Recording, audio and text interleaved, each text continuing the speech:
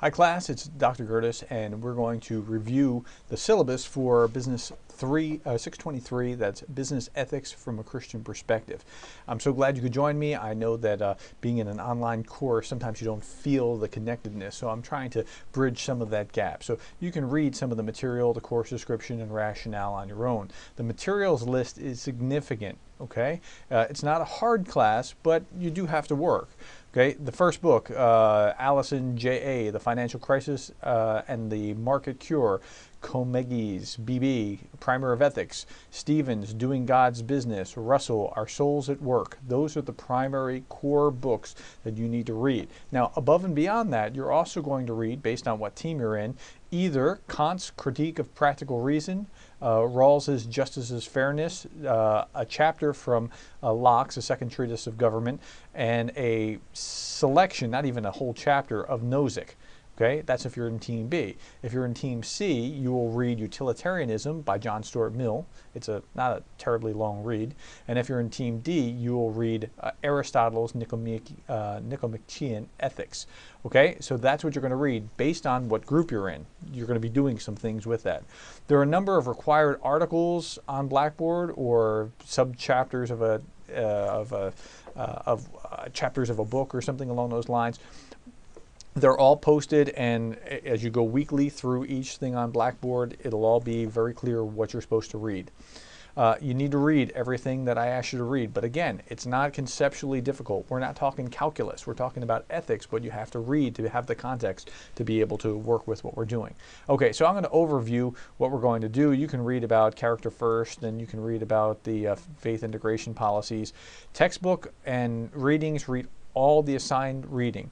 Worldview. This first 2 weeks you're going to be reading, you're going to be listening to a lecture that I delivered at Regent University. Now the context was to those students that were in the Masters of Education program. So some of the examples that I use are going to be education-ish as opposed to business-like, but the core content is all the same thing, okay?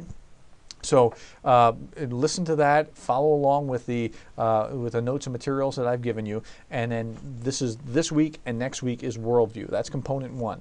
The second component, following that, you're going to be doing your primary source readings, as I just described, and then you're going to be ultimately coming up with one paper that is discussing your philosopher and comparing your philosopher to the other philosophers, because these are the large worldview systems of philosophy that we have to engage with in order to kind of have a good balanced understanding of what's going on around us. And you're going to pare it down to its biblical core of what is good and what is biblically true of that and what is not, and then you're going to compare your philosopher against the others. Okay, that's part two. Then we're going to get into the ethics game, and the ethics game is a series of simulations, and in the simulations you're going to write a memo deciding what it is that you should do or what your course of action is. If you simply do the ethics game and follow the procedures and do what I asked you to do, even if you had a really bad choice, you'll still get full credit just for jumping through the correct hoops. It's not busy work, it's just because it's a game. I want you to have the freedom to play with it and have the freedom to, maybe fall down or get something wrong. It's okay. But I want you to go through the series of steps that you need to determine what should be an ethical decision. And you'll see how it'll work you through different structures, a justice structure or a utilitarian structure, and you'll see how that works. Okay.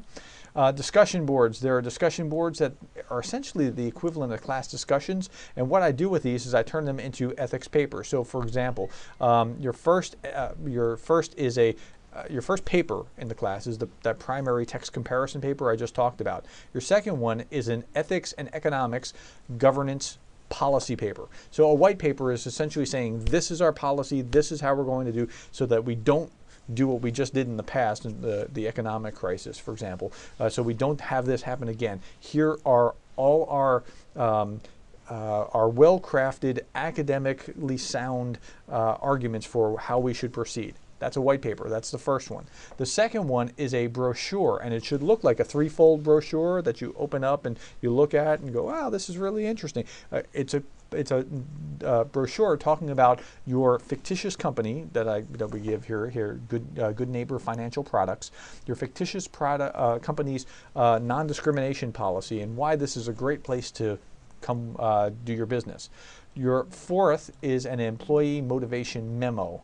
Okay, so you have a memo that the simulation is that you are a upper level manager. This is your memo to your employee, your department heads, explaining how to go about motivating your employees. And you really have to work to have some sense about whether it's going to work or not and how you should go about doing it.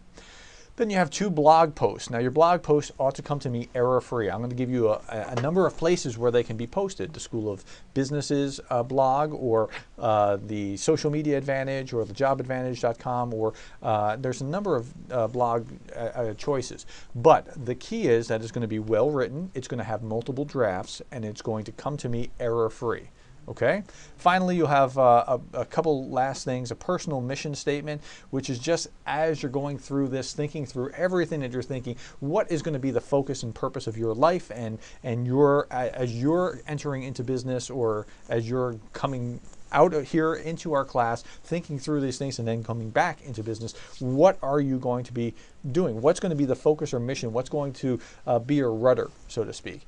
And then finally, of course, you have exams, as you know that you're going to have in any other class. And now here, I want to point out my grading scale. My grading scale is a little different. It's kind of a hybrid between those that have the 10-point and those who have the 8-point, and some even have a 6-point or greater scale. Okay, the top 8 points, you have to be a 92 or above to get an A.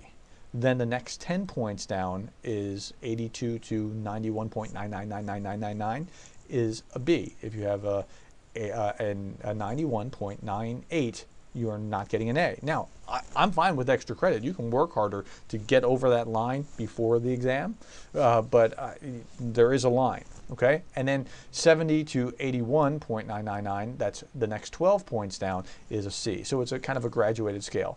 You can look over what's going on with the week by week. Each section, you'll see different colors. You'll see yellow, then blue, then you see pink, then you see green. It's because I'm kind of bringing you through different components, section by section, and this is incremental. One builds upon another. We have the Worldview Foundation, the Philosopher's Foundation, and then we're starting to get into the nitty-gritty, and we keep building through this process. Okay, but everything is there for you. You'll notice that everything is on a Monday, Wednesday, or Friday, or Monday, Wednesday, Friday, or Saturday, when things are either to be read or due. And I try to keep a certain flow to the semester. So I hope that helps you kind of get a sense of what we're going to be doing. Again, this is a great class. It'll help you think about how we should be wrestling with ethical issues. And I use the economic crisis of 2008 as a backdrop in order to wrestle with many of these things. Again, it's not rocket science, but you really have to bear into the material in order to be successful. So with that, I hope you have a great semester. Thanks for coming, and I just wish you the best of luck. If you have any questions, please feel free to email me. That's what I'm here for, okay? Talk to you later. Bye.